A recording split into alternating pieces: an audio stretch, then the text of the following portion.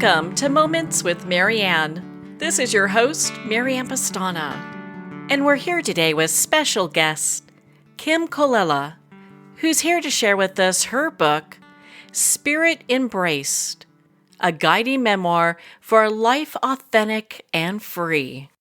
Is there a path you wish you can follow in life, but you're afraid to follow it? Well, today's guest is going to share with us just that. So Kim Colella is a spirit doula. Her purpose is to be an invocator of the sacred and to help others celebrate its magnificence within themselves. She has followed her spirit's urging to embrace life in all of its complexities. She has ministered to both the elderly and teens as a Jesuit volunteer. She's traveled to Calcutta to meet and experience the work of Mother Teresa, joined a delegation of women to witness the AIDS pandemic in South Africa, designed and implemented a peace program for her son's inner-city public school, assisted 25 women in giving birth, helping others prepare for their deaths, and co-authored Last Gifts, Living with Intention and Dying in Peace. So welcome to the show, Kim Colella. Thank you so much, Marianne. I'm so glad to be here. Well, it's such an honor to have you here. And before we get started, I want to congratulate you on this book being a Nautilus Silver Award winner. What a big deal that is. Yes, it was, which was such a huge surprise and a great honor. I know those rankings are extremely difficult to achieve, so congratulations. So I know you're called a spirit doula. What is that? Well, it's actually a term I coined for myself over a decade ago when I've been doing healing work for 37 years now, and I was a massage therapist for 35 years. But the reason I chose to be a massage therapist was one, I wanted to be in service to others and to do healing work, but also that it demanded that I take care of myself because if I overworked, the phone stopped ringing. So I only worked part-time, which gave me the freedom to explore and to do other things. So when people began to ask me to be at their births, I could say yes to that. And when others asked me to assist with death, I could do that. When I wanted to write a manual on end of life, getting our end of life things in order, I had the space and time to do that. So after a while, when people were asking me what I did, saying that I was a massage therapist felt like it was taking a picture of my big toe and saying, this is who I am. So I coined the term spirit doula, and my goal is to assist others in bringing their most authentic and full selves into the world.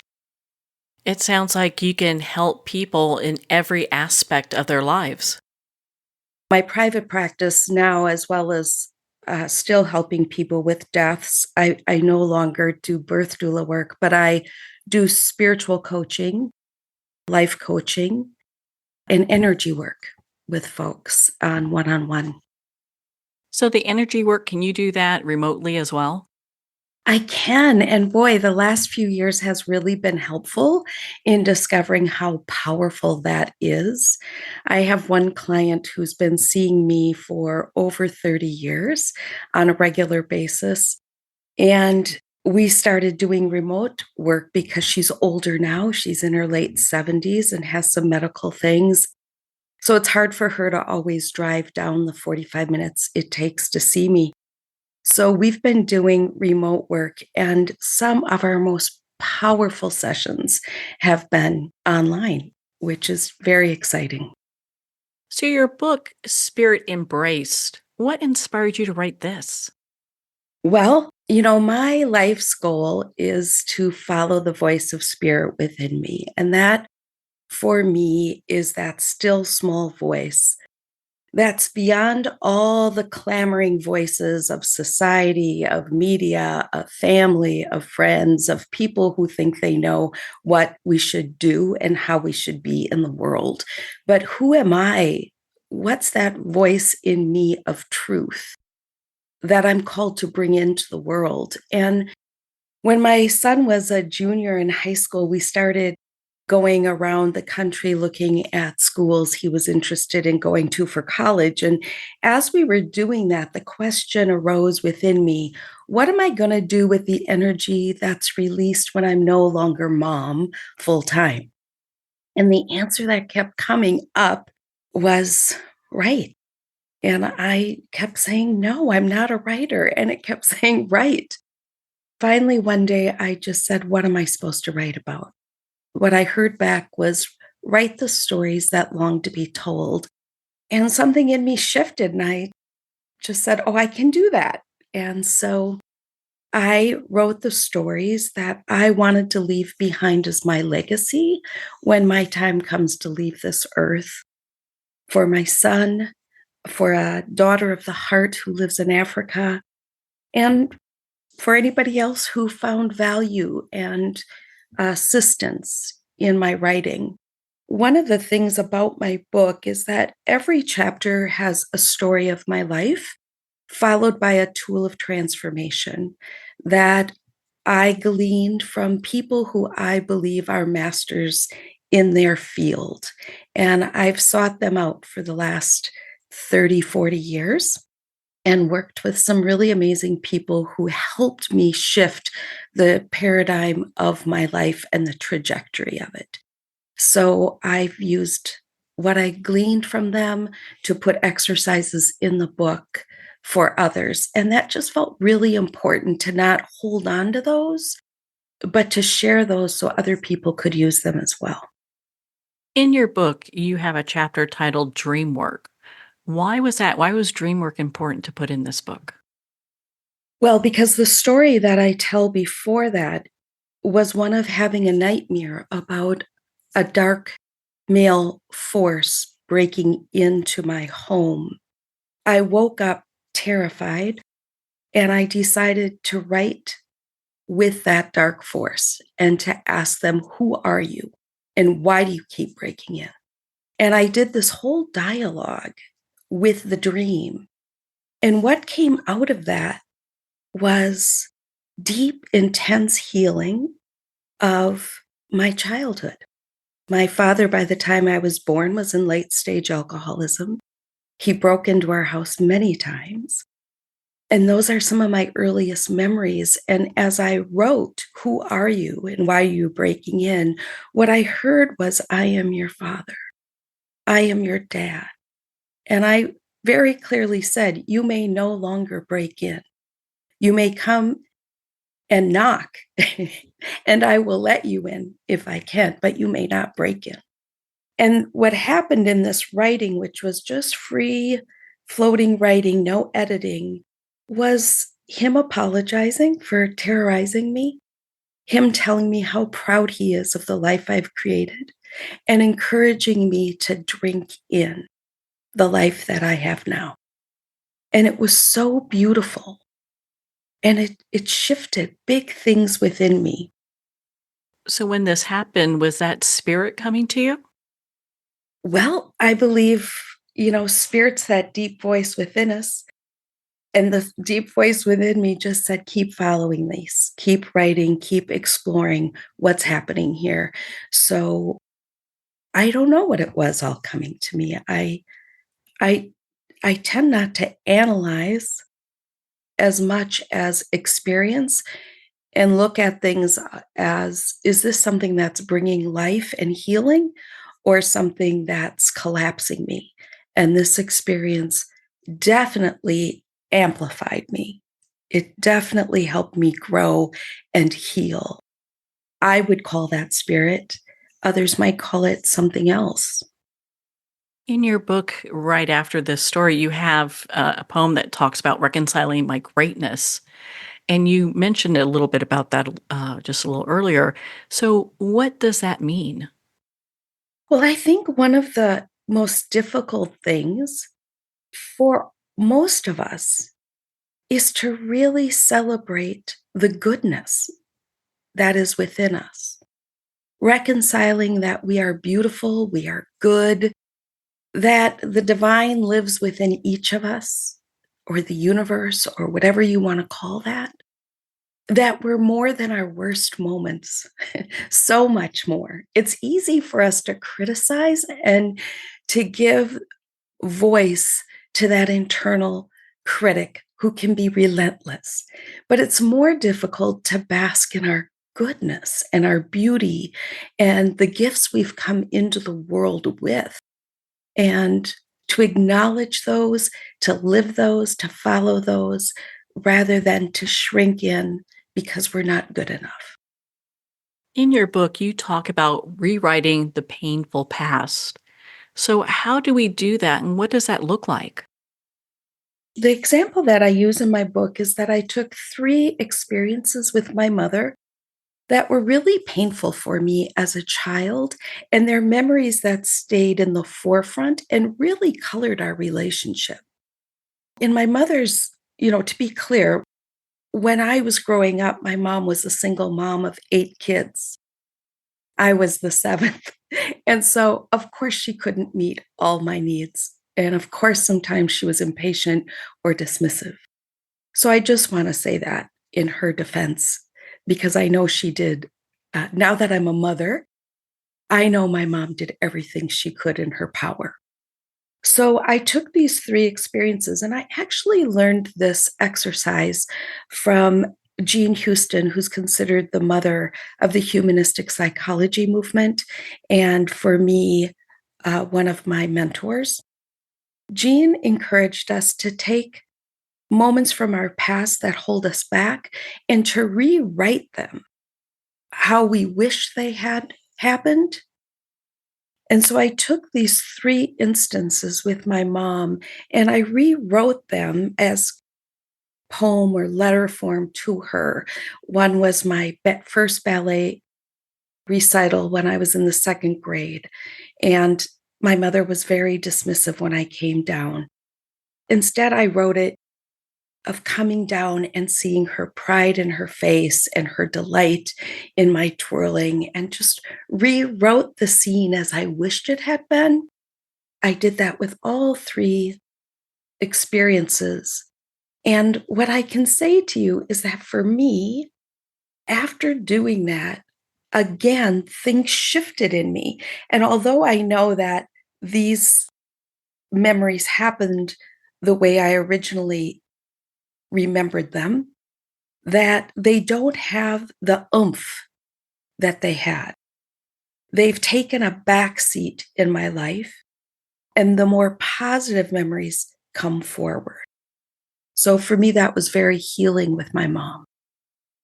It sounds like it gets us to a place where we can find compassion for whoever that other person is and maybe get into that place of forgiveness.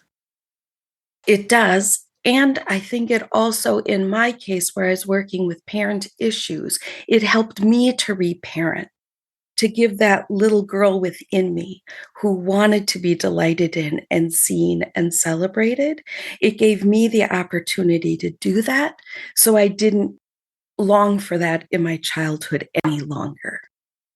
I know that you speak to audiences about being able to have this, connection with spirit's voice and really embracing that in our lives.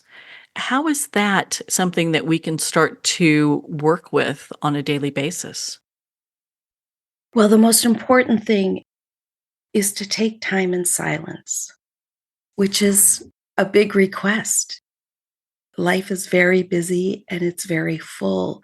But even if we can make 5 minutes for silence and to really sit in that, and as we hear these voices in our head start to, oh, I should be doing this, or, oh, to just, I kind of imagine it like just letting all those clamoring voices be in a room and I shut the door and then I just sit in the quiet and I see what bubbles up from within, from my gut. It feels like it comes from my gut or my pelvis, that this knowing arises, and to just sit with that for a while. For me, breath work is really helpful, to breathe in love and to breathe out anxiety, to breathe in peace, to breathe out worry, and to just ground myself with my breath into that silence. Well, on that note, we're going to pause here for a quick break. We've been speaking with Kim Colella in regards to her book, Spirit Embraced. You've been listening to Moments with Marianne. We'll be right back after these messages from our sponsors. Are you a coffee lover who wants to make a difference? Look no further than Fire Department Coffee, a veteran-owned business that gives back to support first responders in need. Each batch of coffee is freshly roasted right here in the USA by a dedicated team of first responders and coffee experts. So when you enjoy a cup of Fire Department coffee, you're not only drinking high-quality coffee, you're supporting members of your community. Start your day with a coffee that gives back. Visit firedepartmentcoffee.com. That's fire, D-E-P-T, coffee.com. Hey, pay attention, everybody. Amy Vaughn and myself, Dutch Mendenhall, are hosting an event. Have you ever felt like the wealthiest in America play by a different rule book? Even if you earn well, make money, invest wisely, educate yourself, there is an invisible barrier. It separates you from the financial security enjoyed by America's elite. The economic landscape changes every day. The wealthy elite know how to stay ahead of it because we play by a different rule book. At InvestWell Summit, we'll share all the plays, and we're making it to win. Spots are going to sell out fast at InvestWell Summit, so get your butt to investwellsummit.com and secure your seat now. There comes a moment when you realize you're somewhere special.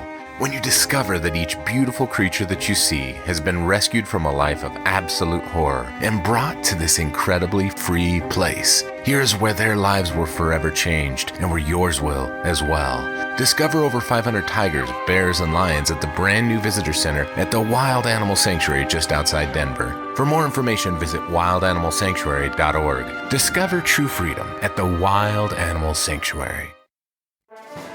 Internationally recognized and award-winning author Judy Goodman works and teaches outside the box of limited thinking. Working with people from every walk of life, her goal is to empower you to be the best you can be, no matter what the challenge is. Born with the gift of seeing beyond our normal vision, she has an extraordinary gift of working with every challenge. Teaching beyond conventional wisdom, her work is described as life-changing. Visit judygoodman.com. That's judygoodman.com.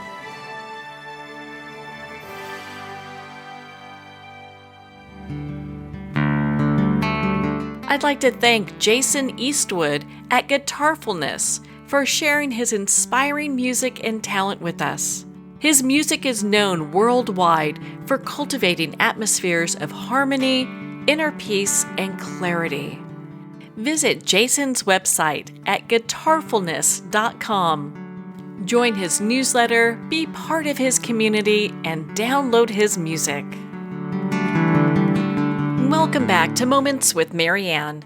We're here today with special guest Kim Colella in regards to her book, Spirit Embraced, a guiding memoir for a life authentic and free.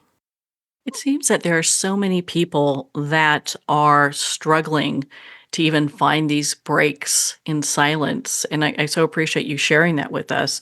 And one of the other things that I found interesting is most of the people along my path that I've talked to, they all have this I'm not worthy thing in one form or another. Are you seeing a lot of that as well? I see with so many of my clients now are long-term clients. What I see more is denial of that voice within them, or I couldn't possibly do that voice. When we really start listening to spirit, what it encourages us to do often feels preposterous, unrealistic. There's so many reasons why not to do it.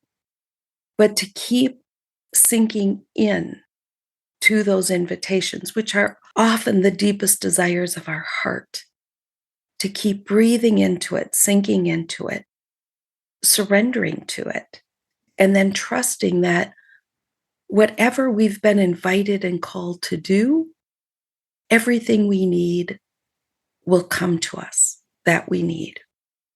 I tell the story in my book of when I was 30, I decided to go to Calcutta by myself to meet Mother Teresa. I didn't know how I was going to make this happen.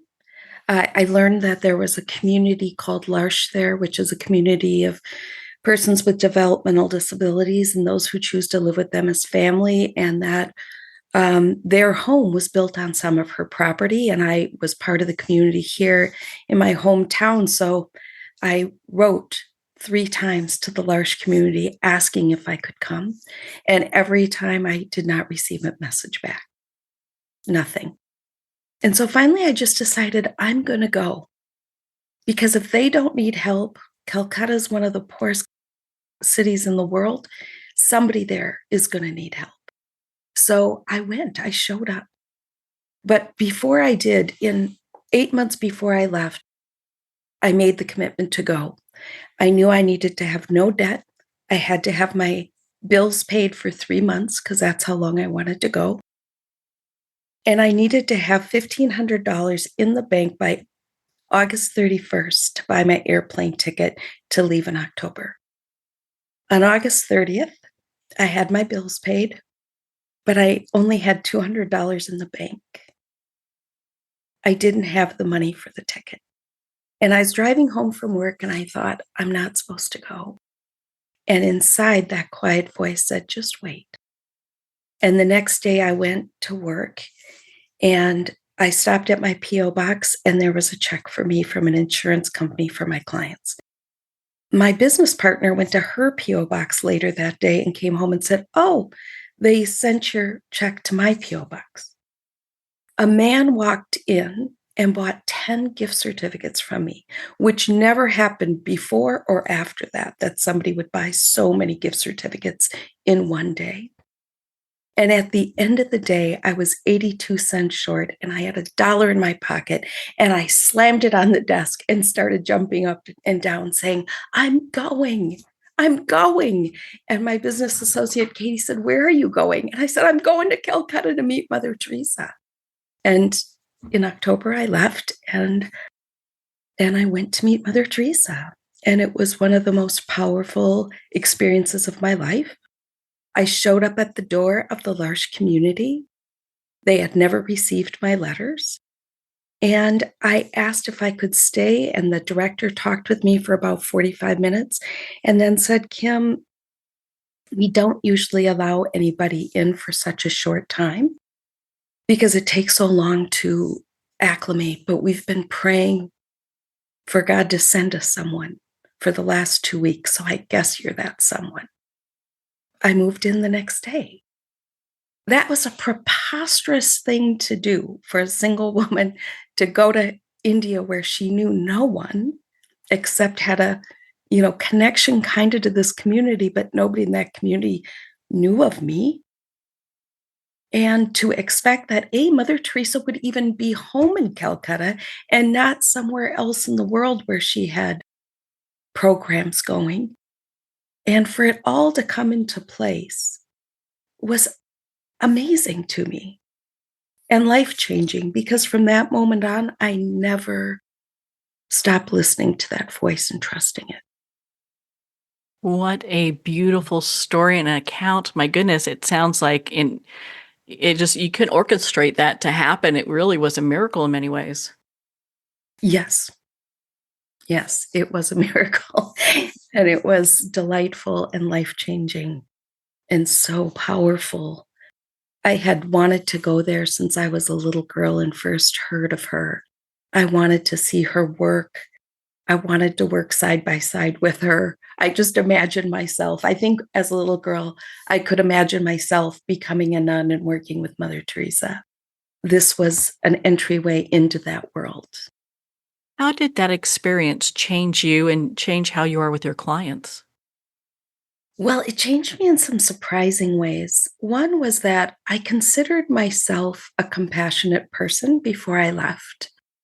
But Calcutta showed me the limits of my compassion, which helps me to be more gentle with others when they're not being compassionate, because I recognize that we all have limits. And that experience happened I think it was by my 3rd day, I realized I had cut off my peripheral vision and I could only take in that which was right in front of me because it was so overwhelming. The poverty was everywhere. You couldn't escape it. So I just cut off my peripheral vision and looked at what was directly in front of me. And then one day I got a parasite within 24 hours of being in Calcutta.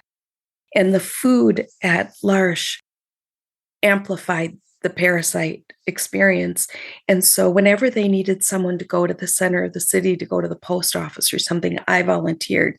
And then I would stop at this Chinese restaurant I had found and have a plate of chicken chow mein on rice. And it was the only thing that didn't make me sick. And one day I, was walking down the street, got to the restaurant, walked in, sat down, opened the menu. And it wasn't until that moment that I realized I had stepped over an old woman who was sitting on the steps of the restaurant to go into the restaurant and hadn't acknowledged her to myself, let alone acknowledged her to her. And I was flabbergasted.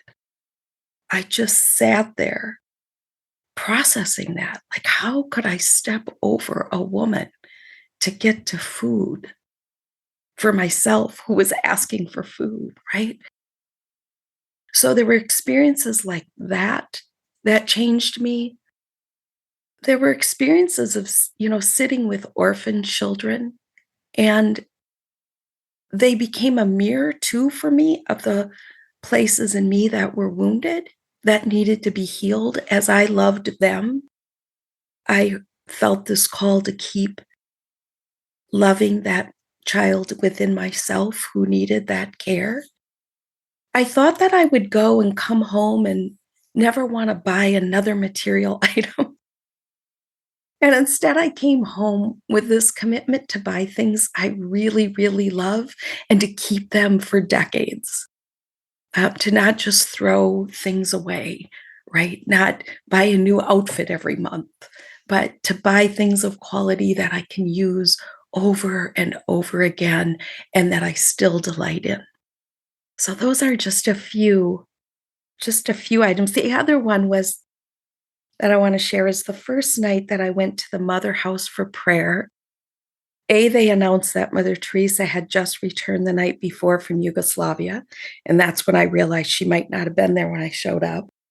And then when you go into the chapel for prayer, the volunteers sit on the right and the nuns sit on the left, and there's an aisle in between. So I sat as close to the aisle as I could in the hopes I'd get a glimpse of Mother Teresa, because there were at least 100 nuns who were coming into the chapel. And Mother Teresa came in and sat directly across from me. And I expected to see lightning bolts coming out of her head or this huge halo or something. And what I discovered was this very ordinary old woman who felt like a grandma sitting there with her rosary beads praying. And I didn't pray at all. I just watched her the whole time. That was my prayer. And I think, I had other times to interact with her. On New Year's Eve, she invited 30 of us to come and sit with her in the chapel. And I sat right at her left foot and listened to her stories, her beliefs, her invitations. But each time I was struck with how ordinary she is. And I think we like to take people like her or leaders and put extraordinary qualities or abilities onto them when actually they just have an extraordinary commitment to do what they know they're meant to do. What a profound experience that is. I was really touched with the picture you have in your book of holding a lady's hand and a quote from Mother Teresa talking about how we should look at our hands at the end of the day. Yeah, that's still an exercise that I do, over 30 years later, to look at my hand and see the words, "You did it unto me. You did it unto me." And to ask myself, what did I do with the divine today or with Jesus I use different words. At that time, it was specifically Jesus. What did I do with Jesus today? What did I do to Jesus? And what did I do for Jesus? And then I take it to what did I do to my own holy self today? What did I do for my body? What did I do with it? And to just have it be a way to explore how I am honoring myself as well as how I'm serving the world. Because I believe that both of those things are so important, that we have a balance of service to the world and care for the self. And that we can't really care for the world if we're not caring for ourselves in an authentic and healthy way. And being just focused on ourselves isn't fulfilling either. So there needs to be this marriage of service and care for self. What would you like readers and our listeners to take away from your book, Spirit Embraced? To trust themselves, to trust the deep, deep desires of their heart, and to have the courage to follow those things that they know are true to who they are and who they were created to be, who they came into the world as. Because in my community, I've been at many births. I've had the great joy of watching children take their first breath. The first of those he and his wife just had their first baby, which was so moving to me to see him become a father, right? But children come in with qualities that never leave. It is who they are. My son and two friends were all born within 8 months of each other, and their personalities from their first breath were different. By the time they were one, so much about them was clear of their core qualities. Oftentimes, those things get pushed down or pushed aside by society or parental expectations or whatever, right? So to bring those back up, to bring those core qualities of who you are to the surface and let the world see them and be changed by them. The world needs each of us to be living in our fullness and in our light, especially right now. Well, Kim, where can our listeners connect with you, be part of your community, and schedule appointment with you? They can connect with me at spiritdoula, DOULA.com. You can also get there by my name, Kim, Kim, Colella, COLELLA.com. So either of those will take you to my website, where you can join my mailing list, contact me for individual sessions, and find a link to my book. Well, Kim, thank you so much for taking the time to be on the show with us here today. Thank you, Marianne, for having me. What a joy.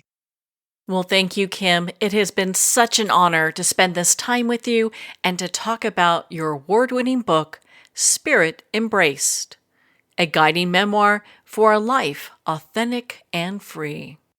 Spirit Embraced is available at Amazon, Barnes & Noble, and everywhere books are sold. And remember, support our indie bookstores. Again, if you'd like to connect with Kim, you can on her website, spiritdoula.com, for more information on the work she does, her books, and also to make an appointment with her. Well, we're at the end of our time today. I'd like to thank everyone for tuning in. You've been listening to Moments with Marianne, where we make every moment count.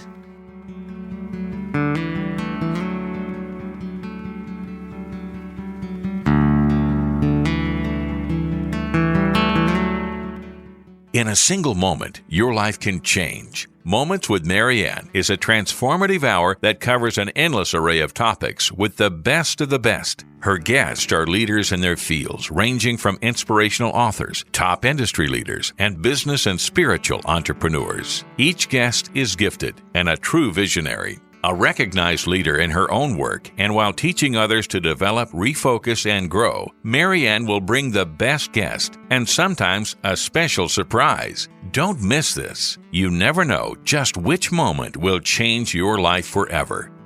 Make sure to tune in and visit momentswithmarianne.com for more information.